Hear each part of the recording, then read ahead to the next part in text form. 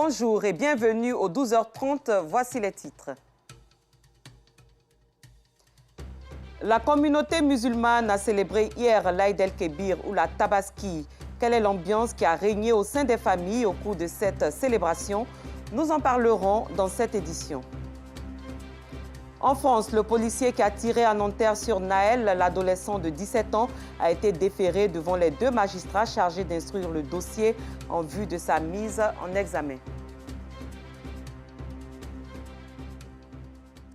Encore une fois, soyez la bienvenue. L'Aïd el-Kébir, la fête du sacrifice, la plus importante des fêtes musulmanes appelée Tabaski en Afrique de l'Ouest, a été célébrée hier ici en Côte d'Ivoire et à travers le monde. Comment cette célébration s'est-elle déroulée au sein des familles musulmanes? Que dire de l'ambiance qui y a régné? Des réponses avec Assitan Diarra et Clarisse Kanyala qui se sont rendus dans quelques familles suivant leur compte-rendu. Il est 9h ce 28 juin, jour de la Tabaski. Chez la famille Traoré dans la commune d'Aboubo, l'heure est à l'immolation des bêtes. Dans la cuisine, plusieurs mets au menu. Grillades, sauce, tchèp. De quoi satisfaire la famille et les invités. Ce que je prépare pour la famille aujourd'hui, ce qu'ils aiment, c'est le tchèp. Ils aiment ça. La famille Traoré adore beaucoup le tchèp.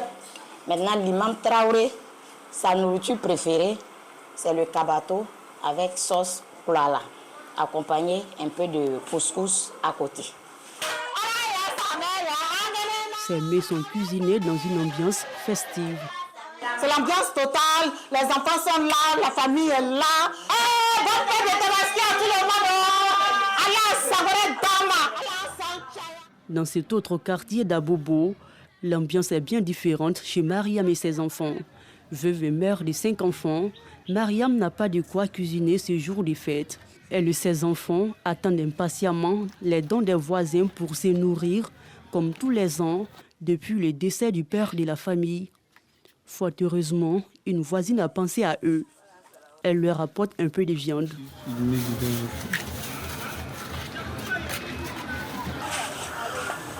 Mon mari est mort.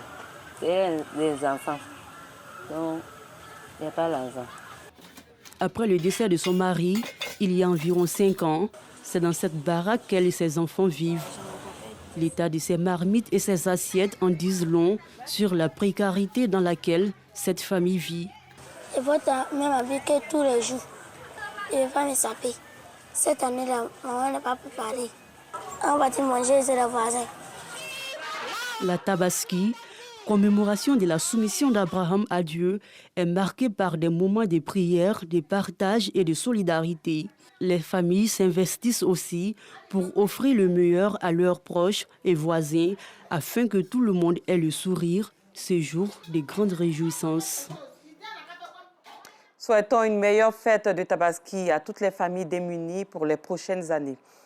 À l'instar des autres musulmans de Côte d'Ivoire, ceux de Mans ont prié pour commémorer le sacrifice d'Abraham. La Tabaski ou Aïd el-Kébir a été célébrée dans une ambiance spirituelle, mais aussi festive dans la cité des 18 montagnes, comme nous le fait savoir Gervais Kwasi du bureau régional de RTI. C'est la grande mosquée de la ville située au quartier d'Ioulabougou qui a servi de cadre à la prière de l'Aïd el-Kébir pour cette année 2023. La prière de 2 rakats a été officiée par l'imam principal El Hadj Aboubakar Fofana. À la fin de la prière, le presque centenaire homme de Dieu a invité ses coreligionnaires à œuvrer chacun à son niveau pour la consolidation du tissu social avant d'immoler un bélier blanc. Femmes, hommes, enfants, c'est avec joie que les fidèles dans leur ensemble ont loué Allah, le Tout-Puissant. Nous sommes heureux aujourd'hui que Dieu nous ait permis d'avoir la santé pour vivre effectivement cette journée festive. Le plus grand vœu pour la Côte d'Ivoire, c'est d'entrer remercier le Seigneur qui a permis à ce grand président d'être à la tête du pays aujourd'hui, qui nous permette donc de vivre dans la paix et dans la quiétude. Et donc nous voulons prier le Seigneur qui lui accorde la santé et la longévité. Et dire merci donc à ce même Dieu qui nous a permis, nous aussi, au niveau de moi, d'être dans cette même sérénité-là. J'ai demandé à Allah qu'il garde notre président d'abord en bonne santé pour nous, qu'il lui donne longue vie et que Dieu met sa baraka sur la Côte d'Ivoire et qu'il y ait vraiment la paix, l'harmonie, que tu sois Maoka, Bété, Dida, Agni. Franchement, c'est la fête de toute la Côte d'Ivoire aujourd'hui. Aujourd'hui, c'est un jour de joie. Une autre étape non moins importante de la célébration de l'Aïd el-Kébir, ce sont les retrouvailles autour d'un festin partagé par tous, sans distinction des religions et des classes sociales. L'Aïd el-Kébir a lieu le 10e jour de Dzoul al-Hidja, dernier mois du calendrier musulman, après la station sur le mont Arafat.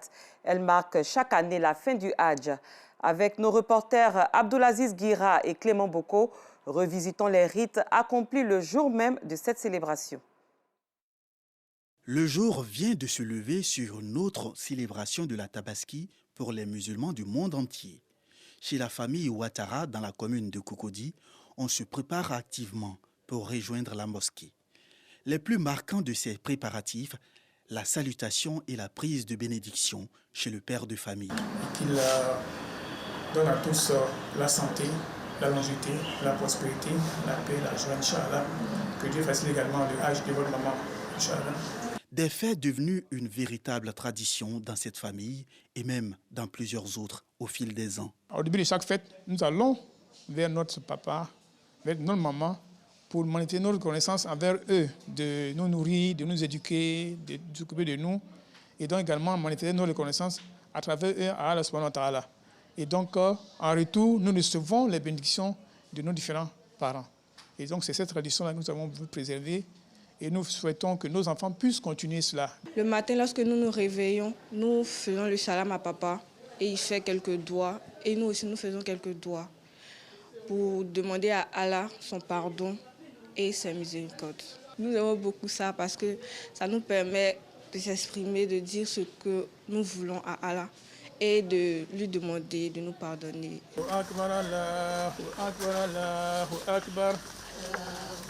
C'est à présent le moment d'emprunter le chemin de la mosquée. En chœur, Ali Ouattara et sa fratrie entament des chants liturgiques jusqu'à la mosquée centrale de Cocody-Angré. Comme lui, plusieurs centaines de personnes prennent aussi part à la prière de l'Aïd el-Khadra.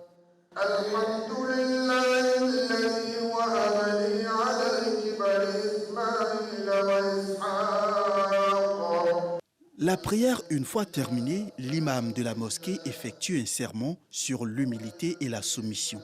Nous avons exhorté les fidèles à suivre l'exemple de notre père Ibrahim alayhi salatu wassalam, parce qu'il a accepté de se soumettre à la volonté d'Allah subhanahu wa ta'ala et aussi respecter l'engagement. Et Sayyidina Ibrahim alayhi salatu wassalam allait vouloir même immoler son fils pour respecter l'engagement qu'il a pris vis-à-vis d'Allah subhanahu wa ta'ala. Les fidèles de leur côté repartent pleins de leçons en tête. Le sermon de l'imam nous inspire deux leçons. D'abord l'humilité, le musulman doit être humble. Et ensuite la soumission. Aujourd'hui, c'est la répétition de l'acte de soumission de notre père Abraham, le père du monothéisme, qui a voulu sacrifier son fils en respectant l'injonction divine. Et ce fils a été remplacé par le bélier. C'est important parce que c'est bon pour la population. Ça fait que nous vivons en harmonie. Je souhaite qu'on ait toujours la paix en Côte d'Ivoire. Après l'immolation de la bête par l'imam de la mosquée, les fidèles regagnent leurs différents domiciles. Nous retrouvons de nouveau Ali à son domicile. Il vient à son tour procéder à l'immolation de son bélier. Comme dans la tradition, il faut d'abord que l'imam derrière lequel on a prié ait immolé d'abord son mouton avant que nous le fassions. Et nous, par grâce de Dieu, nous sommes arrivés à la maison et donc nous venons d'immoler également nous aussi notre mouton, Inch'Allah. Et contrairement au Ramadan, où on va à la mosquée le matin, après avoir déjeuné pour la Tabaski, nous ne déjeunons pas. Donc il y a un petit jeûne jusqu'au retour de la prière. Après avoir immolé le mouton, nous donnons une partie sur les oreilles, sur le foie, pour pouvoir rompre notre jeûne. Une fois remis au cuisinière du jour, tout le monde devra attendre la cuisson pour rompre définitivement le jeûne. Restons dans le cadre de la célébration de la Tabaski et rendons-nous dans la commune d'Anyama où 250 béliers ont été offerts à la communauté musulmane. Un don d'Ibrahim Diakité, député d'Anyama, pour permettre aux fidèles de commémorer le sacrifice d'Abraham et de passer ainsi une très belle fête. Nous Sangari. Fête religieuse musulmane, la Tabaski marque la commémoration du sacrifice d'Abraham à Dieu. Une fête marquée par le partage et la générosité. Pour la circonstance, 250 béliers ont été distribués aux imams, prédicateurs et enseignants d'écoles confessionnelles islamiques. C'est un homme d'un grand cœur. Il vient d'ouvrir son cœur à la population d'Anyama. Ce n'est pas aujourd'hui seulement. Hier, avant-hier, il en a fait pour les plus âgés, c'est-à-dire ceux qui sont âgés de 60 et plus, et les veuves, les orphelins. Et aujourd'hui, c'est le tour des imams et des enseignants des écoles confessionnelles islamiques. Vraiment, il a donné des moutons à plus d'une centaine d'imams et d'enseignants. Ce geste-là, c'est un geste qu'on demande à tous les responsables et à tous ceux qui ont les moyens. Vraiment, on est trop contents. On ne peut pas parler même. On est contents parce que Diakité, chaque année, il fait ça. Une initiative d'Ibrahim Diakité, député d'Anyama.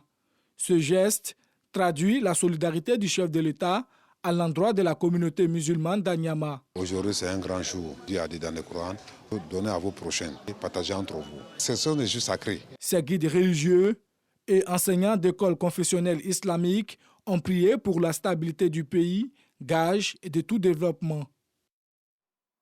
Cap sur Boaké, région de Gbeke, la traditionnelle caravane de distribution gratuite de béliers initiée par l'ONG Ukademe a sillonné différents quartiers.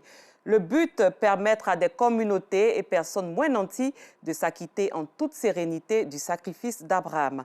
Kader Sogodogo, Baba Diakité.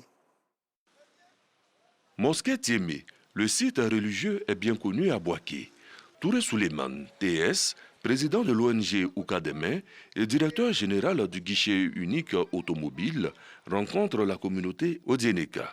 Première étape de la caravane du mouton de la Tabaski qui est à sa 10e édition. Des dons de béliers qui sont faits pour permettre aux personnes moins nanties et à des fidèles musulmans du 3e âge d'accomplir le sacrifice d'Abraham. Le président Alassane Ouattara a décrété 2023 année de la jeunesse. Nous qui sommes encore donc jeunes devons être mobilisés pour faire de ce slogan, pour faire de cet appel, pour faire de cet engagement, pour faire de la vision du président de la République une réalité. Que nos parents, qui n'ont souvent pas les moyens de se procurer des béliers, sentent le soutien de leurs fils.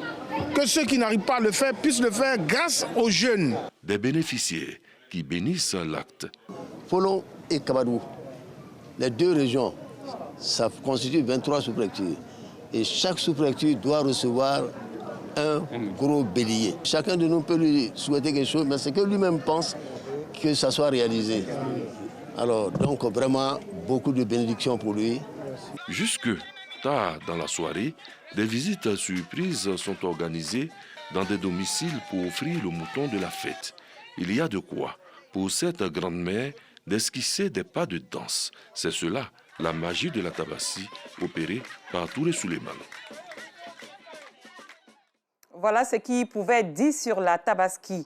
Hors de nos frontières, la Russie continuera d'opérer en Centrafrique avec le groupe Wagner qui combat actuellement la rébellion aux côtés de l'armée ou un autre contingent. C'est ce qu'a affirmé lundi un haut responsable de la présidence de cet État d'Afrique centrale. Cette annonce intervient peu après que le chef de la diplomatie russe, Sergei Lavrov, a affirmé que le groupe de mercenaires entré brièvement samedi en rébellion contre le Kremlin à partir du front ukrainien va continuer à opérer au Mali et en Centrafrique.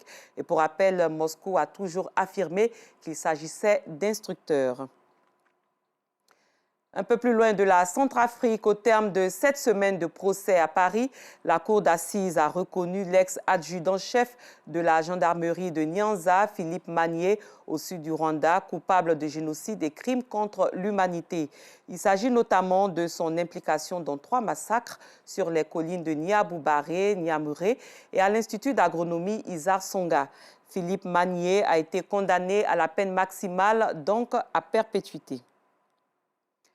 En France, toujours, le procureur de la République de Nanterre a annoncé ce jeudi avoir ouvert une information judiciaire pour homicide volontaire pour faire toute la lumière sur les circonstances de la mort du jeune Naël. L'adolescent de 17 ans a été abattu mardi à Nanterre par un policier lors d'un contrôle routier à Nanterre, comme je l'avais précisé.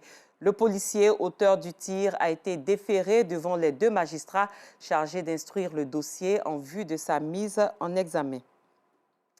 Fin de ce journal. Merci de votre fidélité. Très bon début d'après-midi sur RTI2.